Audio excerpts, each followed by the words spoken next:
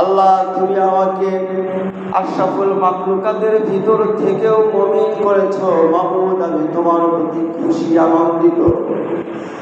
আমাকে তুমি মুমিন করেছো, মুসলমান করেছো, আখিরি জামানার নবীর উম্মত করেছো। মাবুদ কত ভালো তুমি আমাকে বেসেছো। আমার মতো খুশি আনন্দিত মানুষ এই দুনিয়াতে আর নাই। ও মাবুদ শুধু তাই নয়, তুমি আমাদেরকে কোরআনুল কারীম তেলাওয়াত, কোরআনুল কারীম আমাদেরকে তুমি দান করেছো। এই সমস্ত কিছু তোমার মাখলুকাতের সব চাইতে সেরা মাখলুক রাহমাতুল লিল আলামিন মুহাম্মাদুর রাসূলুল্লাহ সাল্লাল্লাহু আলাইহি ওয়া আলিহি ওয়াসাল্লামকে তুমি আমাদেরকে দান করেছো, দিয়েছো। ও মাবুদ এর চাইতে বড় খুশি আনন্দিত হবার আর কি আমাদের জীবনে আছে? আল্লাহ পাক বলেছেন তোমাদেরকে যা যা কিছু দিয়েছি এতে আনন্দিত হও। আমরা আনন্দিত হয়েছি। আমরা সবচাইতে সেরা বেশি আনন্দিত হয়েছি রাহমাতুল লিল আলামিনকে আমাদের নবী হিসেবে পেয়ে। ঠিক না? নবী হিসেবে পেয়ে আমরা আনন্দিত হয়েছি। আমার সম্পদ আছে, আমার সন্তান আছে, বাবা আছে, মা আছে, এতেই তো আমি আনন্দিত, এতেই আমি গর্বিত, খুশি। আমার খাবারও আছে,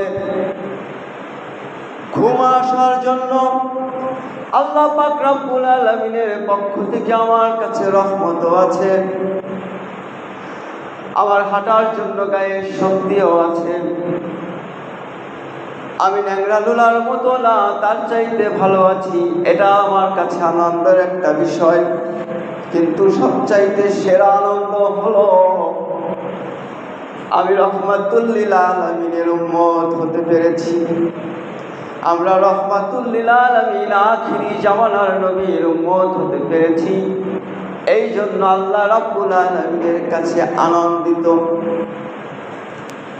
হানাফি মাযহাবের সবচাইতে বড় আলেম ইমাম আলুসি হানাফি রাহমাতুল্লাহি আলাইহি রুহুল মায়ানির ভিতরে এই আয়াতের তাফসীর করতে গিয়ে বলেন, ও আল্লাহর বান্দা বান্দিরা জেনে রাখো, কুল বিফাদলিল্লাহি ওয়া বিরহমাতিহি ফাবিযালিকা ফালইফরাহু হুয়া খায়রুম মিম্মা ইয়াজমাউন। এই আয়াতের অর্থ, এই আয়াতই আল্লাহ সুবহানাহু ওয়া তাআলা তার বান্দা বান্দীদেরকে এই মেসেজটাই দিতে চেয়েছেন, ও আমার বান্দা, আমার বান্দি, তোমাদের কাছে যে মুহাম্মাদুর রাসূলুল্লাহকে আমি পাঠাবো, ওই মুহাম্মাদুর রাসূলুল্লাহকে পেয়ে তুমি সবচাইতে বেশি আনন্দিত হও। আজকে আমরা আনন্দিত, সত্যিই আনন্দিত। একজন মুমিনও আপনি খুঁজে পাবেন না বর্তমান জামানার রাসূল আকরাম সাল্লাল্লাহু আলাইহি ওয়া আলিহি ওয়াসাল্লামকে পেয়ে সে বেজার হয়েছে, সে খুশি হয় নাই। প্রত্যেকটা মানুষ কিন্তু নবীজিকে পেয়ে আনন্দিত। কেউ নিজেদেরকে খ্রিস্টান বলে পরিচিত করেছে, কেউ নিজেদেরকে ইহুদি বলে পরিচিত করেছে, কেউ হিন্দু বলেছে, কেউ নাছাড়া বলেছে, কেউ আবার মুসলমান হিসেবে নিজেদেরকে পরিচিত করেছে। এই মুসলমানদের ভিতরেও আপনি সবাইকে একই রকম যদি ভাবেন, এটাও আপনার ভুল হবে। মুসলমানদের ভিতরেও একজন এক এক রকম চিন্তা করেছে, একজনের মাথায় এক এক রকম ফিকির এসেছে। মুসলমানদের ভিতরে অনেক দলাদলি হয়েছে, ইমানে এক থাকলেও আকীদাগত দিক দিয়ে ভিন্নতা রয়েছে। সেই ভিন্নতার ভিতর থেকে আপনাদের একটা বিষয় জানার খুবই প্রয়োজন। রাসূল আকরাম সাল্লাল্লাহু আলাইহি ওয়া আলিহি ওয়াসাল্লাম ওনার মাউলিদুন নবী সাল্লাল্লাহু আলাইহি ওয়া আলিহি ওয়াসাল্লাম নবীর বিলাদাতের বেলায় কিছু মুসলমান কয়েকটা গ্রুপে বিভক্ত হয়ে গেছে। কারা কোন দিকে আছে, কি রকম করছে, আমি ওইটা আপনাদের কাছে বলবো না। আমরা কোন দিকে আছি,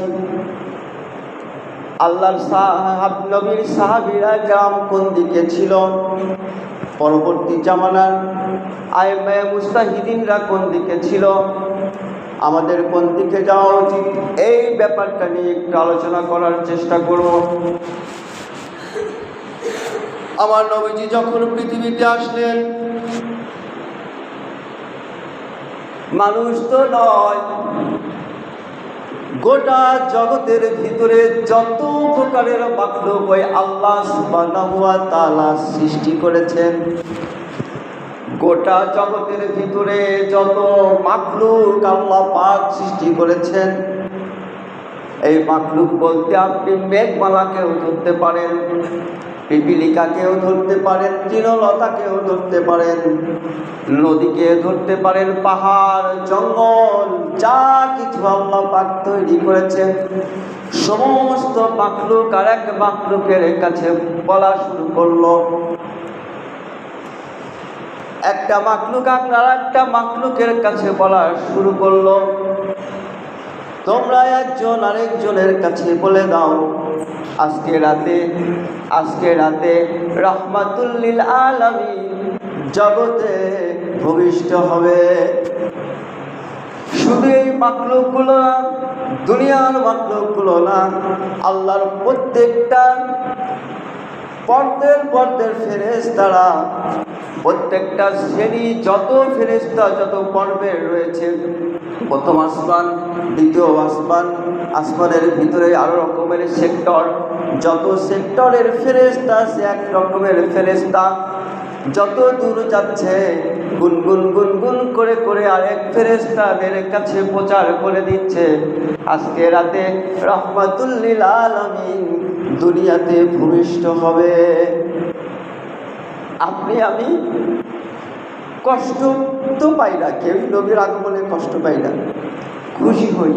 আপনি আমি যতটুকু খুশি কেন না হই, তার চেয়ে বেশি, কোটি কোটি গুণ বেশি খুশি হয়েছেন আল্লাহ পাক রব্বুল আলামিনের আর সমস্ত মাখলুক।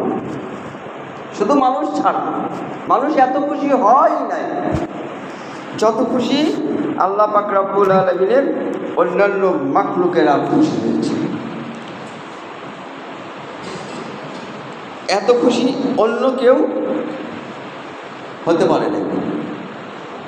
আপনি আমি যে কথাটা বললাম, এটা বাংলাদেশের সবচাইতে প্রচলিত আছে, ইসলামী ফাউন্ডেশন থেকে প্রচারিত আল বিদায়া ওয়ান নেহায়া নবম খণ্ডের 408 পৃষ্ঠায় আপনি ইতিহাসগুলো পেয়ে যাবেন।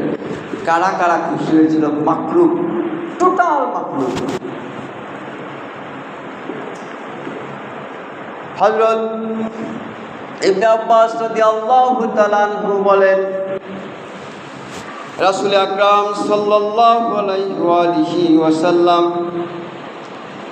ওনার জন্মের সময় শুধু সমস্ত মাখলুক খুশি হয়েছিল, আনন্দিত হয়েছিল সেটা নয়, দুনিয়ার পূর্ব থেকে পশ্চিম, উত্তর থেকে দক্ষিণ, এক কথায় সমস্ত দুনিয়া আমার আল্লাহ সুবহানাহু ওয়া তাআলা ওনার নূরে নূরায়িত, আলোকিত করে ফেলেছিলেন। আমরা সেই রাহমাতুল লিল আলামিনের উম্মত, এটা আসলে ছোট বিষয় না। এমন নবীর উম্মত আমরা হতে পেরেছি, আমাদের আল্লাহ আমাদেরকে বানিয়েছেন যে নবীর উম্মত হওয়ার জন্য নবীরা পর্যন্ত আল্লাহ পাক রব্বুল আলামিনের কাছে আরজি করেছে, মিনতি করেছে, ও আল্লাহ, আখিরি জামানার নবীর উম্মতের এত মর্যাদা আমরা শুনছি। এই মর্যাদায় মনে হচ্ছে নবী না হয়ে যদি আখিরি জামানার উম্মত হতে পারতাম তাইলে মনে হয় ভালো হতো।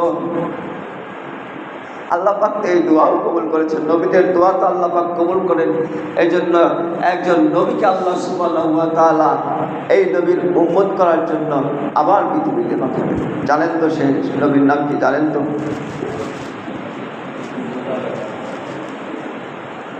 এই নবীকে নিয়ে, নবীজির কথাকে নিয়ে, নবীজির মহব্বতকে নিয়ে, ভালোবাসাকে নিয়ে কথা যদি বলতে যাই, আপনার কাছে নিশ্চয় ভালো লাগবে, শুনতেও ইচ্ছে করবে। কিন্তু এর বিপক্ষে যদি কোনো লোক কথা বলে তখন আপনার কাছে খারাপ লাগবে, তখন আপনার কাছে খারাপ লাগবে। নবীর মহব্বত, নবীর জন্য আনন্দ, এর বিপক্ষে আবার লোক আছে নাকি? এর বিপক্ষেও আবার লোক আছে নাকি? নবীর জন্য আনন্দ করব, নবী আসছেন এর জন্য আনন্দিত হব উম্মত হিসেবে, মুসলমান হিসেবে, এর বিপক্ষেও আবার লোক আছে নাকি? আপনার মনে প্রশ্ন জেগে যাবে। আমি বলছি না যে আছে, যদি থাকে তাইলে আপনার মনে হবে হায় হায় আবার কেমন মমিন,